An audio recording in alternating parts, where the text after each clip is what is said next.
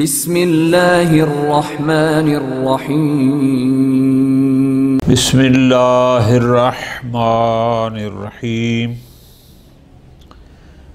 الاصل فی معنی فی الظرفیت حقیقتاً و مجازا۔ موضوع ہمارا چل رہا ہے حروف جارہ اور ان کے معنی۔ سب سے پہلے من کی بات ہوئی، اس کے بعد الہ، پھر ان، پھر علی۔ پانچویں نمبر پر حروف جارہ میں سے جس حرف کو موضوع قرار دیا ہے وہ ہے فی، کہ اس فی کا ایک معنی اصلی ہے اور دیگر معانی میں بھی یہ استعمال ہوتا ہے، وہ معنی بھی دیتا ہے۔ فی کا معنی اصلی ظرفیت ہے۔ اب ظرفیت بسا اوقات ظرفیت حقیقی ہوتی ہے کہ خارج میں ایک شے دوسری شے کے اندر محدود ہو جاتی ہے، جیسے زیدن فی المسجد، مسجد کا اپنا ایک وجود خارجی ہے، حصہ نظر آتا ہے، اور زید اس کے اندر ہوتا ہے، تو فی بتا رہا ہے کہ میرا مجرور میرے ما قبل کا ظرف حقیقی ہے، چونکہ حصہ نظر آ رہا ہے۔ اور بسا اوقات ظرف ہوتا ہے لیکن ظرفیت حقیقی نہیں ہوتی، نظر اس طرح نہیں آتی، لیکن مجازی۔ وَلَكُمْ فِي الْقِصَاصِ حَيَاتٌ۔ اب فی القصاص یہ مسجد کی طرح کوئی وجود خارجی اس کا اس طرح نہیں ہے، بلکہ ایک معنوی چیز ظرف ہے کہ تمہارے لیے قصاص میں زندگی ہے، حیات ہے۔ ٹھیک ہے جی، خوب، یہ آسان چیز ہے۔ پس فی کا معنی اصلی وہ تو ہو گیا ظرفیات، لیکن بمعنی مصاحبت کے معنی میں بھی استعمال ہوتا ہے۔ مصاحبت یعنی اگر فی کی بجائے ما کو لگا دیں، فی بمعنی ما کے، معنی تعلیل یعنی علت بیان کرنا، مقایسہ انشاءاللہ وضاحت کرتا ہوں۔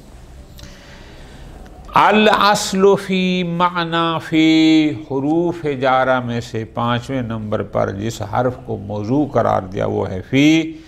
فی کا معنی اصلی ہے الظرفیت، کہ فی کا مجرور فی کے ما قبل کے لیے ظرف واقع ہو۔ اب وہ ظرفیات بساؤ کا ظرفیت ہوتی ہے حقیقتاً، جیسے زیدن فی المسجد، مسجد فی کا مجرور ہے جو زید کے لیے ظرف ہے، ظرف حقیقی زید مسجد کے اندر ہے، حصن وجود خارجی نظر آ رہا ہے۔ وَمَجَازًا، یا وہ ظرفیت مجازی ہوگی، جیسے فَلَكُمْ فِي الْقِصَاصِ حَيَاتٌ، سورہ بقرہ کی آیت مبارکہ میں سے ہے۔ ٹھیک ہے، اب یہاں پر قصاص ظرف ہے قم کے لیے، لیکن یہ ظرفیت مجازی ہے، چونکہ قصاص ایک ظرف تو ہے لیکن یہ ظرف مادی نہیں ہے، وجود خارجی نہیں، بلکہ ایک معنوی ہے، لہذا یہاں پر ظرف ہے، ظرفیت کا معنی ہے لیکن وہ معنوی ہے، مجاز۔ ٹھیک ہوگی۔ وَتَعْتِي أَيْضًا، یہ تو ہو گیا معنی اصلی کہ فی کا معنی اصل ہے ظرفیت، اور یہ فی دیگر معنی کے لیے بھی آتا ہے۔ بمعنی المصاحبہ، فی مصاحبت کا معنی بھی دیتا ہے، یعنی مع کا معنی۔ جاء الامیر فی موکبہ، آیا امیر بادشاہ فی موکب یعنی مع موکبی، اپنے او کاروان سمیت، اپنے ساتھیوں سمیت، جو اس کے ساتھ تھے، موقع سے مراد ہوا ہے، جہاں فی بمعنی مع کے ہے اور یہ مصاحبت کا معنی دے رہی ہے۔ وَبِمَعْنَى التَّعْلِيلِ، اسی طرح یہ فی بسا اوقات تعلیل یعنی اس فعل کی علت کو بیان کرتی ہے، علت بیان کرنا۔ اتعادینی فی ذنب، اتعادین استفہام ہے، اتعادینی کیا تو دوبارہ پلٹ کے آئے گا میرے پاس فی ذنبن، اب یہاں فی ظرفیت کا نہیں علت ہے، میرے گناہ کی ثواب، یعنی میرے گناہ تمہیں معلوم ہے، کیا تو پھر بھی پلٹ کے میرے پاس آئے گا؟ یہاں فی علت کو بیان کرے کہ کیوں وہ پوچھ رہا ہے کہ تو میرے پاس پلٹ کے آئے گا، علت کیا ہے اس سوال کی؟ اس لیے کہ چونکہ وہ اس کا گناہ کیا ہے اور اس کو گناہ کا پتہ ہے۔ وَبِمَعْنَ الْمُقَایَسَةِ، فی مقایسہ کا معنی یعنی کیا؟ فاضل اور مفضول کو بیان کرتا ہے، برتر ابتر کو بیان کرتا ہے کہ کیا کس پر فضیلت رکھتا ہے، کیا کس پر برتر ہے۔ مقایسہ کہ فی یہ بیان کرتا ہے، آسان سمجھانے کے لیے گزارش کر رہا ہوں، آسان کہ فی گزارش کرتا ہے کہ میرا ما قابل مفضول ہے میرے ما بعد سے۔ کیسے؟ ما علمنا فی بحرہ الا قطرۃ، ما علمنا فی بحرہ یعنی وہ سمندر ہے اور ہم نے اس میں سے جانا ہے ایک قطرہ، یعنی ما علمنا کہ ہمارا علم، ہمارا جاننا قطرہ ہے، مراد کیا؟ یہ مفضول ہے فی بحرہ اس کے سمندر میں، یعنی گویا کہ وہ سمندر ہے، وہ افضل ہے، وہ برتر ہے اور ہمارا علم قطرہ یہ کم ہے۔ یہ مقایسہ یعنی اس کے مقابل میں ہم یہاں فی بتا رہے مقابلہ کہ ہمارا علم بہت تھوڑا ہے اس کے مقابل میں، جبکہ وہ بحر العلم ہے۔ ٹھیک ہو گیا جی، آسان۔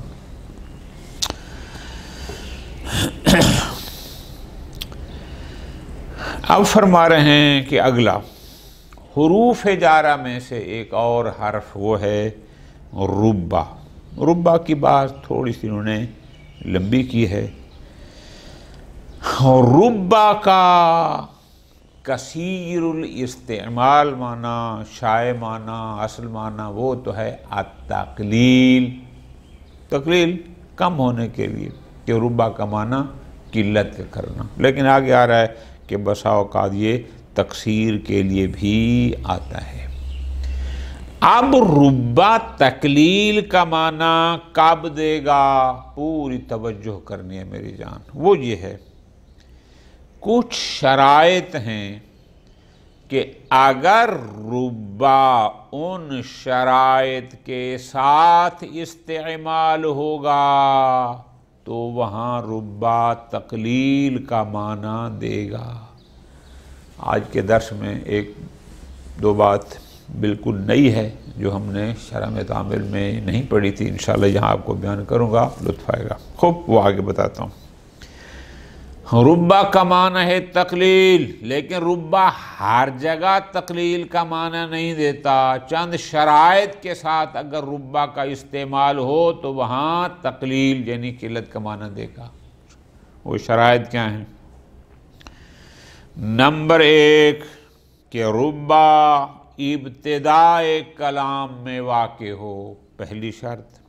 نمبر دو ربا کا مجرور اس میں ظاہر ہو، ضمیر نہ ہو۔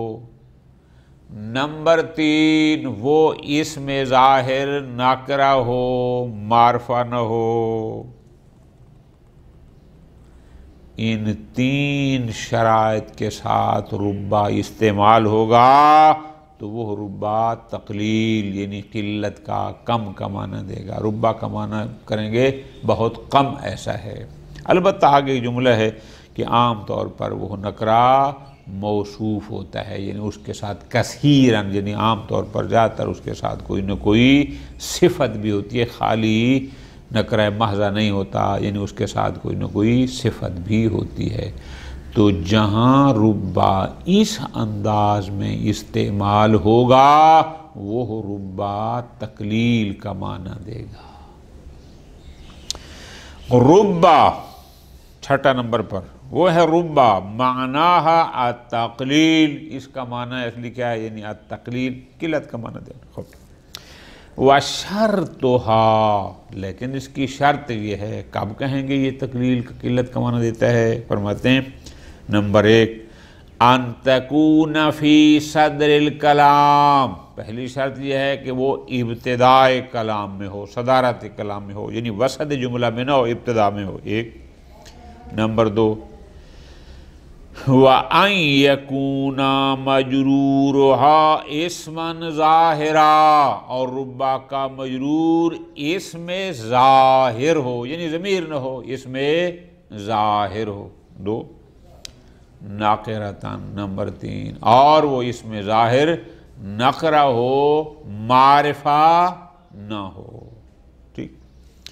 وَكَثِيرًا مَا يَكُونُ مَوْصُوفًا، زیادہ تر اکثر اوقات وہ نکرہ موصوف ہوتا ہے، یعنی اس کے ساتھ صفت ہوتی ہے۔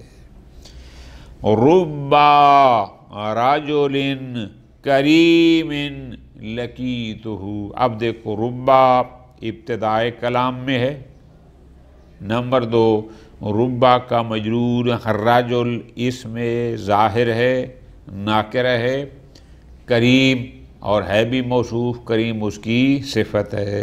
یہاں ربا تقلیل کماتا ہے، یعنی کم کریم لوگ ہیں، بہت کم کریم لوگ ہیں، لقیتہ، جن سے میں نے ملاقات کی، کہ میری جو ملاقات ہے اس میں کریم لوگ بہت تھوڑے ہیں، یعنی کم کریم لوگوں سے میں نے ملاقات کی، ٹھیک۔ وقد تعطیل التکثیر، لیکن یہی ربا بعض اوقات تکثیر کے لیے آتا ہے، یعنی کثرت کا معنی بھی دیتا ہے۔ جیسے زبردست جملہ ہے، اگر آپ توجہ کریں تو، رب قاسیۃ فی الدنیا عاریۃ فی الآخرہ، قاسیہ یعنی جنہوں نے پہناوا کیا ہوتا ہے، جیسے ہم لباس پہنتے ہیں، بہت سارے ایسے لوگ ہیں جو دنیا میں تو قاسیہ ہیں، یعنی دنیا میں تو انہوں نے لباس پہنے ہوئے ہیں، بہت سارے ایسے ہیں، لیکن عاریۃ فی الآخرہ، آخرت میں وہ عاری ہیں، ننگے ہیں، ٹھیک ہے جی۔ بہرحال پوشیدہ کے معنی میں اگر کریں گے، لباس کے معنی میں کریں گے تو یہ ہوگا، اور بھی اس کے معنی بھی اس کے بہت سارے مطالب ہو سکتے ہیں، کہ دنیا میں بہت سارے لوگ ہیں کہ جو ظاہری طور پر بڑے نیک متقی فلاں، یہ بھی ایک قسم کا لباس ہے، لیکن آخرت میں وہ ننگے ہیں، وہ سب دکھلاوا تھا، حقیقت میں نہیں تھا۔ خوب، ہمارا محل شاہد ہے کہ یہاں ربا تکثیر کے معنی میں آیا ہے۔ دوسرا فائدہ فرماتے ہیں، تلحق ربا مل کافیہ فیبطلو عملها غالباً، اس ربا پر مائے کافیہ، کافیہ مائے کافہ، مائے کافہ یعنی مائے مانع، کافہ کہتے ہیں جو مانع عن العمل ہو، کہ اس ربا پر بسا اوقات مائے کافہ ملحق ہو جاتی ہے، یعنی ربا کے ساتھ ما، ربا ما جس کہتے ہیں، یہ مائے کافہ آ جائے گی۔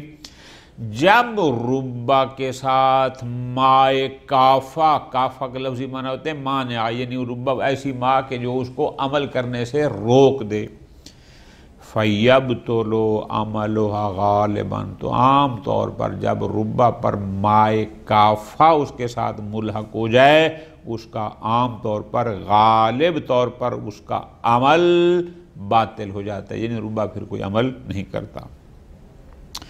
وَتَدْخُلُ حِينَئِذٍ عَلَى الِّاسْمِ الْمَعْرِفَةِ وَالْفِعْلِ، جب ربا کے ساتھ مائے کافہ آ گئی اور اس نے ربا کو عمل کرنے سے روک دیا، اس وقت یہ ربا اس میں معرفت پہ داخل ہوتا ہے اور فعل پر بھی داخل ہوتا ہے۔ حالانکہ یہ حروف جارہ تو اسم کو جر دیتے ہیں، لیکن جب مائے کافہ ساتھ آئے گی تو پھر یہ فعل پر بھی داخل ہوتا ہے۔ ربما یوسف قائم، اب ربا پر جب آ گئی تو اب ہم نے اس کو محل مجرور نہیں پڑھا بلکہ یوسف قائم پڑھا ہے، تو اس کا مطلب ہے ربا نے کوئی عمل نہیں کیا۔ ربما قاما یوسف. اب دیکھو کہ قاما کے بعد یوسف اسی کا فاعل ہے اور ربا نے میں کوئی عمل نہیں کیا. ہاں اما مع الناقرہ، لیکن اگر اس ربا کے ساتھ مائے کافہ آ جائے لیکن یہ ربا داخل ہو اس میں ناقرہ پر، معرفت پر، ناقرہ پر ہو، فَيَبْقَى عَمَلُهَا، تو پھر اس کا عمل باقی رہتا ہے. وَإِن زِيدَتْ عَلَيْهَا، چاہے اس پر مائے کافہ زائد بھی کیوں نہ. مراد کیا کہ اگر ربا معرفہ پر داخل ہوگا تو پھر مائے کافہ اس کو عمل سے روک دیتی ہے، لیکن اگر ربا نکرہ پر داخل ہو تو پھر مائے کافہ بھی اس کو عمل سے نہیں روکتی، عمل رہتا ہے. جیسے ربما ضربتن بسیف ثقیل. اب یہاں ضربتن مجرور ہے اسی ربا کی وجہ سے. کیوں؟ اس لیے کہ ضربہ ناقرہ ہے، معرفہ نہیں ہے. ٹھیک ہو گیا جی. سیف ثقیل، ثقیل کہتے ہیں کاٹنے والی تلوار کو، کاٹنے والی تلوار. خوب. تیسرا فائدہ، یجوز حذف ربا، کہ بسا اوقات یہ بھی جائز ہے کہ ربا لفظاً مذکور نہ ہو، محذوف ہو، لیکن محذوف ہونے کے باوجود بھی وہ عمل کر رہا ہو، اس میں بعد کو جر دے رہا ہو، یہ جائز ہے. کب؟ فرماتے ہیں یجوز حذف ربا، ربا کو حذف کرنا جائز ہے بعد الواو، واو کے بعد، یعنی ور ربا جب کہتے ہیں واو کے بعد ربا کو حذف کرنا جائز ہے. وَيَقَعُ الْعِسْمُ بَعْدَهَا مَجْرُورًا، اب واو کے بعد جو اسم ہوگا وہ مجرور ہوگا اس ربائے محذوف کی وجہ سے، نہ کہ واو مذکور کی وجہ سے. توجہ فرما لیں. یا قول اسم بعدہا، کہ اس واو کے بعد جو اسم ہوگا وہ مجرور واقع ہوگا بے ربا، اس ربا جار کی وجہ سے مجرور ہوگا، لا بالواو. یہ غلط فہمی نہ ہو کہ وہ واو کی وجہ سے مجرور ہے، نہ، چونکہ واو بھی حروف جارہ میں سے، انشاءاللہ اس کی بات آئے گئی.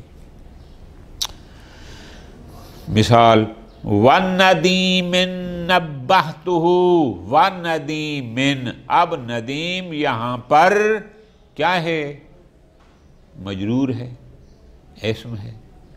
وَالنَّدِيمٍ، اب یہاں ندیمن واو کی وجہ سے مجرور نہیں ہے بلکہ ربع محذوف کی وجہ سے مجرور ہے. وہ ہے اصل میں جملہ ہے وَالرُّبَّ نَدِيمٍ نَبَّحْتُهُ. اگر تقلیل کا معنی ہوگا تو اس کا معنی ہوگا بہت کم ایسے دوست ہیں کہ جن کو میں نے متوجہ کیا. تقصیر کا ہوگا تو پھر بہت سارے ایسے دوست ہیں کہ جن کو میں نے متوجہ کیا. ٹھیک ہو گیا. چوتھا فائدہ ربا سے متعلق جو میں نے گزارش کی تھی کہ ایک بات یہاں پر ہے بالکل نئی بات ہے جو آپ نے پہلے اس کو تھوڑا لکھ لیں علیحدہ سے، چونکہ یہ بات کتاب میں نہیں ہے. وہ اگر آپ علیحدہ سے لکھ لیں گے تو پھر جو کتاب میں صرف اشارہ ہے وہ آپ کو فائدہ دے گا. بات کیا ہے؟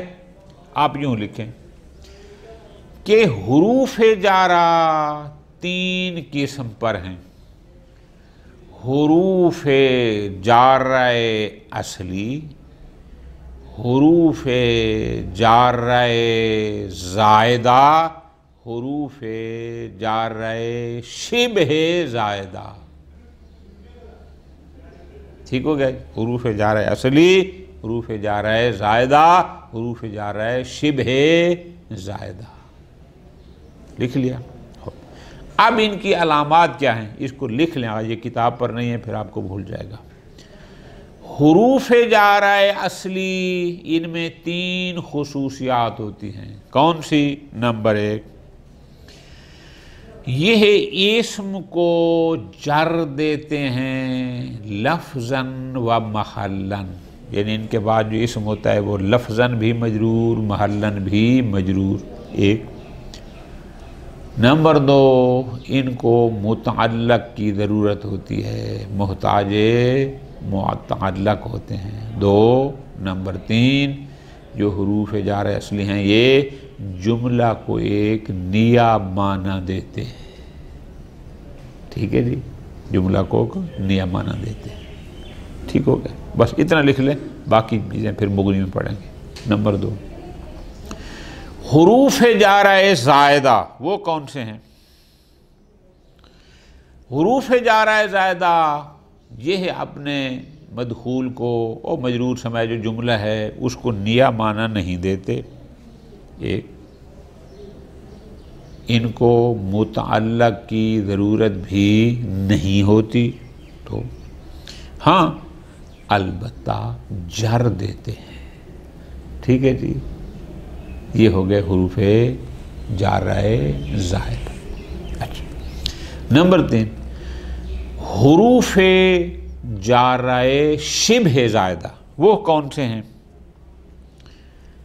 جملے کو نیا معنی نہیں دیتے، متعلق کے محتاج بھی نہیں ہوتے، اور اسم کو فقط لفظاً جر دیتے ہیں، یعنی ان کا جو مدخول ہوتا ہے وہ فقط لفظاً مجرور ہوتا ہے، ضروری نہیں کہ وہ محلاً بھی ہو۔ یہ ہوتے ہیں حروف جارہ شبہ زائدہ۔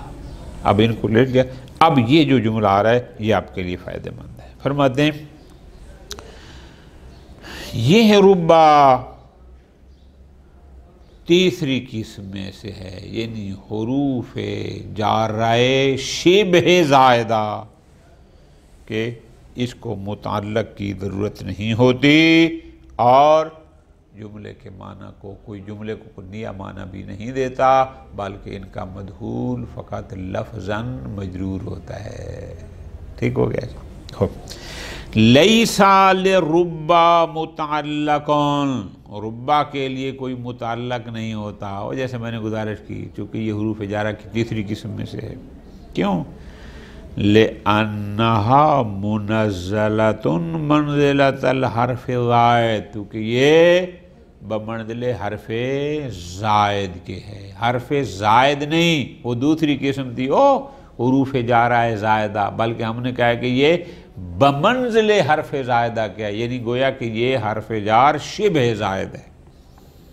خوب، اما مجرورہا، چونکہ ہم نے کہا کہ یہ جو حروف جارہ شبہ زائد ہیں یہ جر تو دیتے ہیں، اب جن کا مجرور ہوگا، اب اس مجرور کی تین چار صورتیں بنائی ہیں، آرام سے ایک ایک کر کے لکھ لیں۔ نمبر ایک، ان کا جو مجرور ہوگا فَإِن تَلَاهُ فِعْلٌ لَازِمٌ، اگر اس ربا کے مجرور کے بعد کوئی فعل لازم آ جائے، متعدی نہ لازم آ جائے، کان فی موضع رفع، تو یہ مجرور محلاً مرفوع ہوگا بنا بر ابتدا کے، محلاً لفظاً تو مجرور ہوگا لیکن محلاً مرفوع ہوگا علی الابتدا، یعنی بنا بر مبتدا ہونے کے محلاً مرفوع ہوگا۔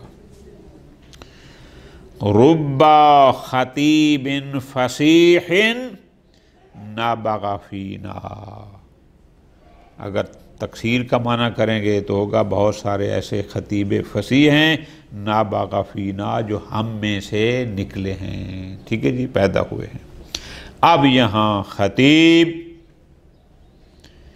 مجرور ہے لیکن اس کے بعد جو فعل ہے نابغہ وہ فعل لازم ہے، تو یہ خطیب فصیح گویا محلاً مبتدا، اصل جملہ تھا خطیب فصیح مبتدا نابغ فینا خبر، تو یہ محلاً مبتدا ہے، ٹھیک ہو گیا جی، ختم، یہ تو ہو گیا جی۔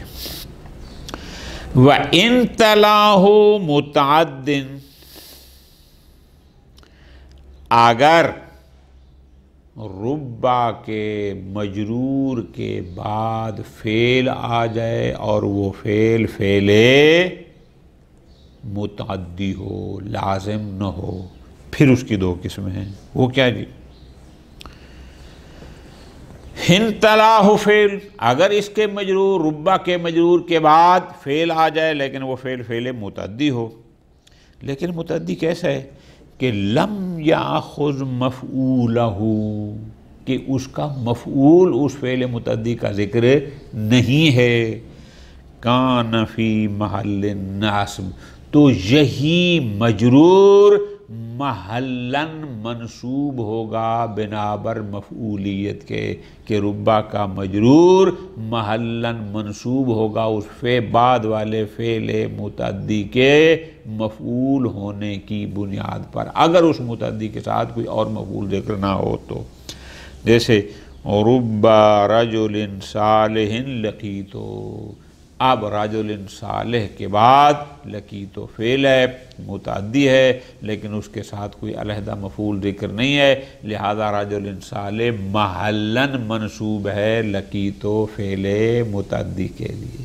ٹھیک ہو گیا؟ دو صورتیں ہوگی۔ نمبر 3، وَإِنْ وَلِيَهُ مُتَعَدٍ، اگر ربا کے مجرور کے بعد فعل آ جائے اور ہو فعل فعل متعدی، لیکن کیسا؟ واقعین علی ضمیر، کہ اس فعل متعدی واقع ہو ضمیر پر، یعنی کیا کہ اس فعل متعدی کے ساتھ ایک ضمیر ہو جو اس مجرور کی طرف جا رہی ہو، اس کا مرجع وہی مجرور ہو، فعل کے ساتھ ضمیر ہو۔ جاز فیہ الرفع، تو آپ اس مجرور کو یہ بھی کہہ سکتے ہیں کہ یہ یعنی محلاً مرفوع ہے بنابر مبتدا ہونے کے، یہ بھی جائز ہے۔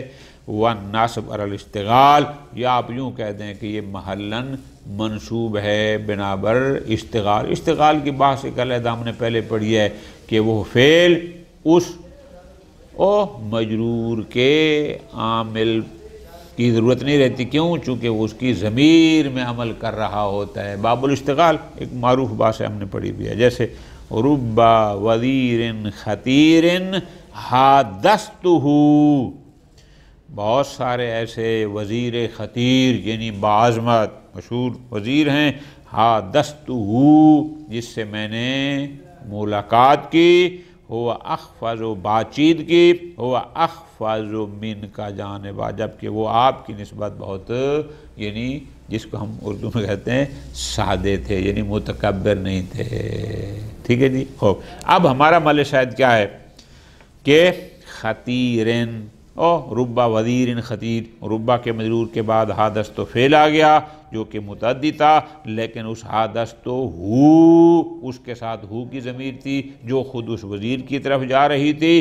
اب یہاں وزیر خطیر کو آپ محلاً مبتدا بھی کہہ سکتے ہیں، اور اس کو اس حادثتوں کا محلاً یعنی اس کو منصوب بھی پڑھ سکتے ہیں اس کا مفعول ہونے کی بنیاد پر۔ وصلی اللہ علی محمد وعلی محمد۔